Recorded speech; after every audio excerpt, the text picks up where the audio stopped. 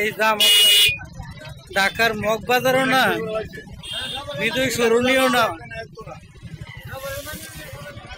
না বাংলা মোটর।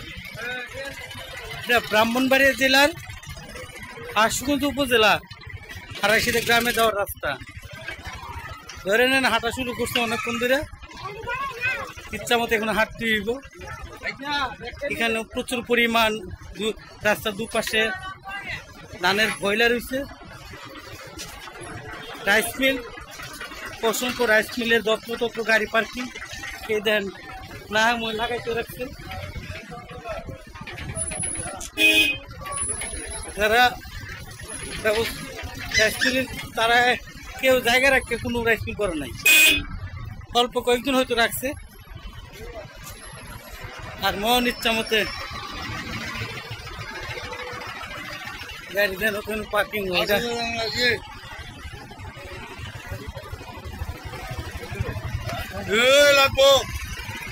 কষ্টের কোনো শেষ নাই। সপ্তাহের মধ্যে 1-2 দিন লাগ হয়ে যাও।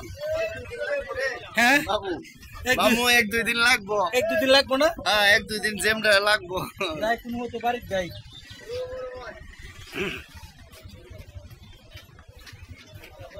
আমরা যদি বুঝতাম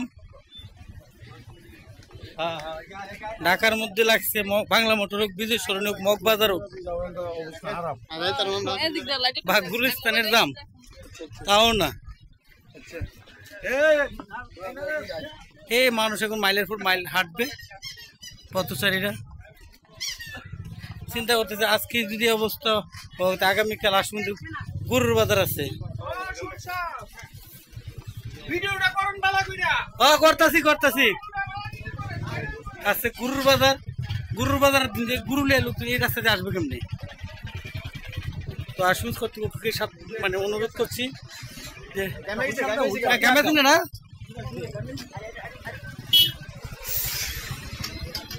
আগামীকাল যেন কোনোভাবে জামটা না লাগে, কারণ তাহলে কিন্তু গরু নিয়ে লোকজন আসা যাওয়া করতে পারবে না। গরু নিয়ে আসা যাওয়া করতেই পারবে না, এই রাস্তা একদম বড়। এই গরুর গাড়িগুলো কীভাবে বাজারে ঢুকবে? বা আমরা যারা গ্রামের লোকজন একটা দুটো গরু পালি, তারা এই রাস্তা দিয়ে গরু কীভাবে নিয়ে আসবে? যাতে জামটা কোনোভাবে আগামীকাল না লাগে, যত ধরনের ব্যবস্থা নেওয়া দরকার নিতে হবে।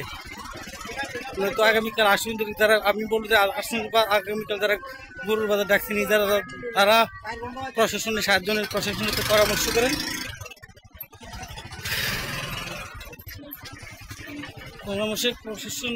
পরামর্শ নিয়ে আপনারা যেভাবে পারেন আগামীকালের দামগুলো চাইলে এড়ানো সম্ভব। হ্যাঁ হ্যাঁ, বিরাট অবস্থা। আর হাঁটতে পারতে জায়গা আর কইবার কাম নাই। ঘুমান ভাই, ঘুমান কতক্ষণ ধরে? আধা ঘন্টার উপর হয়েছে ভাই, আধা ঘন্টার উপর হয়েছে। আমি যাইতারি না। ধন্যবাদ। আমরা এই রাস্তাটার জন্য সহযোগিতা করেন। হ্যাঁ হ্যাঁ, আল্লাহ ভরসা।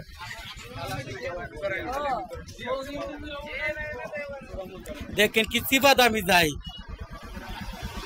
তুই ঢাকার চিবাদ একটু অসুখ করলে ওই বাংলা করে দিবি মন্ডালে। এই একটা মোড় আপনার যাত্রাপুর গ্রামের দরকার, এটা তো আমরা গেলিছে। বিশাল ভয়ঙ্কর অবস্থা। এই দাম দেখুন শুভ শেষ আল্লাহ মালুম।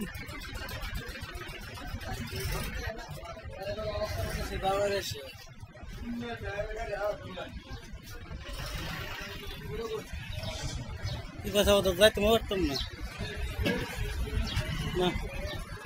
জানাই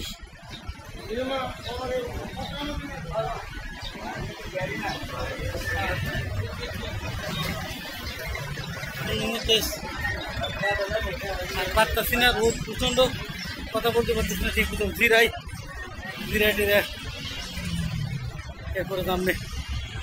আল্লাহ হাফিজ।